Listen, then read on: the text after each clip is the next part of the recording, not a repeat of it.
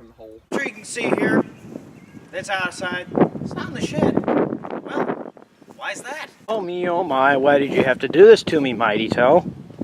Anyways, for that little diddly, or whatever the hell that was. Yeah, please excuse the farmer fixes that we do, but you know what? This thing was a mess and is a mess, honestly. But down to the straight point of this video, let's just get a little explaining going on here. I don't know if you're going to be able to see this or not. Can I see if I can get up in there? Camera or anything? No, I cannot see still. You just get a look at the support I think on the radiator. Further. There it is. That's about as good as I'm going to get, guys, but if you can't tell what that is the radiator hose, the return line from the thermostat to the radiator. And it decided to blow off. Hence why the engine looks kind of clean, minus the fact the head gasket probably needs to be replaced. Yeah, a little pool of antifreeze here over here. It's 50-50. So it's 50 water, 50 antifreeze, and it holds 21 quarts on the radiator capacity. So that's what, 5 gallons in a quart? Yeah, that's quite a bit. And the rear end on these are supposed to hold, oh Lord, 9 gallons. But that's beside the point. I mean, it's kind of not, though, because we did service this and the radiator was definitely the prime suspect.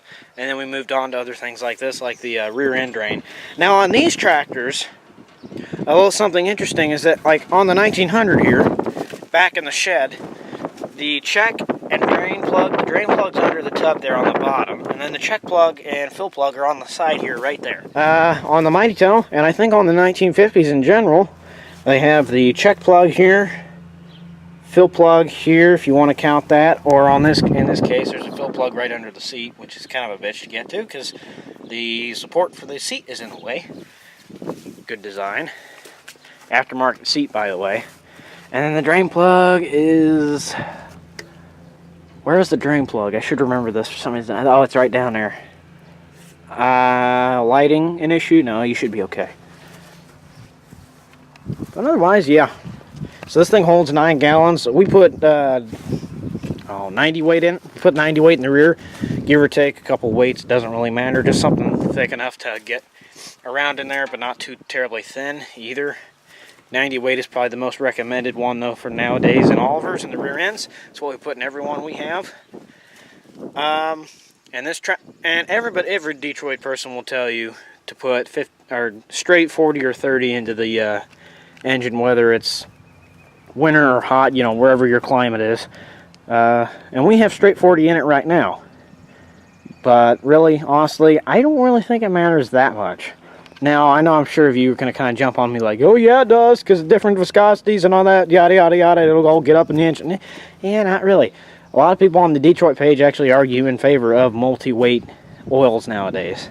So, I care less whatever we put in the oil, just make sure it's something decent. Some of the stuff we didn't do, however, was change the oil in the reverso torque, or the torque converter, if you want to just be simple. Call it a torque converter, because that's what it is. It's just a mechanical torque converter. Now this thing takes, I have no idea what's in here right now, and I need to do some research, but there's ATF in it right now. Whoa. I mean, we're okay because it's on the full, but usually it's about 4 times that, because of the fact that the fluid's out of the torque converter by then. It all flows back to the reservoir. Huh. Oh well. It's still up to full, so it's okay. It'll be okay. And then, let's see, we changed, obviously had to change the water in the radiator, because the radiator is basically a rebuilt one now. The engine oils, we haven't changed that one yet, actually, but previous owner said he had right before he sold it, so, and I believe him, because there's quite a few things on here that were replaced, like this elbow that he did for the, it taps into the rear end here. I think that's the return line for something, if I'm correct. Back there, I can't really tell. But yes, engine oils changed. Previous owner did that. I don't know about power steering, probably need to change it. And I believe it has a, yeah, it has ATF in there. I don't know whether it's Type A or Type F. Ooh, what are you? Why is that yellow? Oh, that looks, something just fell off the side. It's milky looking. There's paint on that, so I couldn't tell you. Yeah, okay. So I gotta keep an eye on that. Change the air filters. We got 2 of those filters for it. Those do come off. Have yet to change the oil in that transfer case down there. Have yet to change the oil in the axle and out here on the hubs. I think you have to change oil in the hubs. We got to do that later. And I'm pretty sure you can put 90 weight in those. Last I checked. I'll have to get a book for it. We have yet to get an operator's or an operator's manual for this tractor, so we need to do so. A little something interesting is that I was power washing this. Oh, and man, are these fenders packed with sand. And that's not good because I'm sure they probably rusted out the sides, but oh boy, they're packed with it. I mean, you can look right in there now, and that front one, look at the front one. And it's not even empty. We gotta take those off and knock all that crap out of there. So, if we're ambitious enough, if we're frugal enough, we could take all that sand out of there, put it in our sandblaster tank. Just sandblast the fenders with that and say, screw you, sand. Back on track here, though. I don't really know what we're going to do with this. I think what I would want to do is I'd want to put a Wheatland drawbar on here, or an industrial if we're lucky enough to acquire one, and a Wheatland rear. Well, I'm going to call this the drawbar base for now, or the case for it, more or less. And we need to find a tongue if we want to use this one. I'd rather get a Wheatland drawbar because at least that thing's about twice as wide in the swing range, and the tongue is about twice as heavy, respectively, because the Wheatlands are built to move. The row crops are kind of a mix of both, so not as strong on the drawbars. And this one's actually in very, very good shape compared to my 1950. I'll go over there and show you that one real quick here in a second. But that's factory weld. Factory weld, I see no cracks whatsoever. That could be also a cover-up because of the fact that, you know, minuscule cracks can sometimes happen. And I just double-clicked my M there. That shouldn't have happened. Sorry you had to hear that. The drawbar on this guy has been dual-plated as to not break again, I believe. Yeah. It's been welded right there, and it's already cracked big time.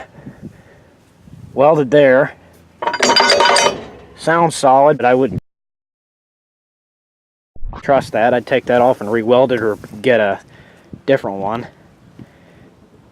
Yeah, that's what that one looks like. Now getting up on the tractor, so far I don't really have much to report about anything up here other than the temp gauge not working. Torque converted, everything but the temp gauge works, and the reason why is because the wire for it is literally not even attached. And yeah, that's not a good thing. That's why we have no reading. Turn the key, you get nothing. No, dog, I don't want to play right now. Sorry. A bit of sand on there. Let's see, what else? That is definitely true. That is definitely the stock hour meter and stock tach.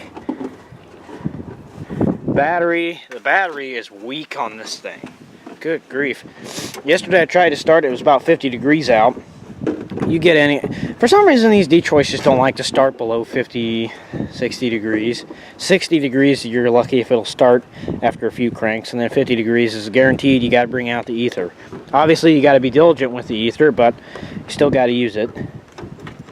That terminal's freaking broken too. This one's not, thankfully. Yeah, that's a new battery, probably new cables. I mean, this is a restoration project. This is going to be restored in the near future. You all can stay tuned for that. That's probably a few years out, though, so don't get too antsy. Whenever the day comes, though, it's game on. Yeah, I moved the ground from, I think it was... Oh, what bolt was it? I think it was one of these inner bolts. I can't remember now, but I moved that ground out to there now, and it seems to work just fine. Excuse my sniffles. I don't know why I'm sniffly. It's 60 degrees and sunny out. What are you? Oh, that's a bee. I had trouble with a bee yesterday. Oh well. You'll learn it's metal. I'm sure it's probably one of those wood bees that thinks it's this. Yeah. Anyways, new battery. Big time rewiring is due. I'm sure the alternator still charges, thankfully. Yeah, but I almost killed the battery trying to start it yesterday. Not a good thing. Quit slobbering. I slobbered twice, but that's okay. We got her straightened out so far now. But I think that'll be it for this video, guys, because that's all I got to report to you. Other than the fact that it's sitting here and the 1850 had to drag it from the end of the drive back here. That was entirely fun. No sarcasm included either.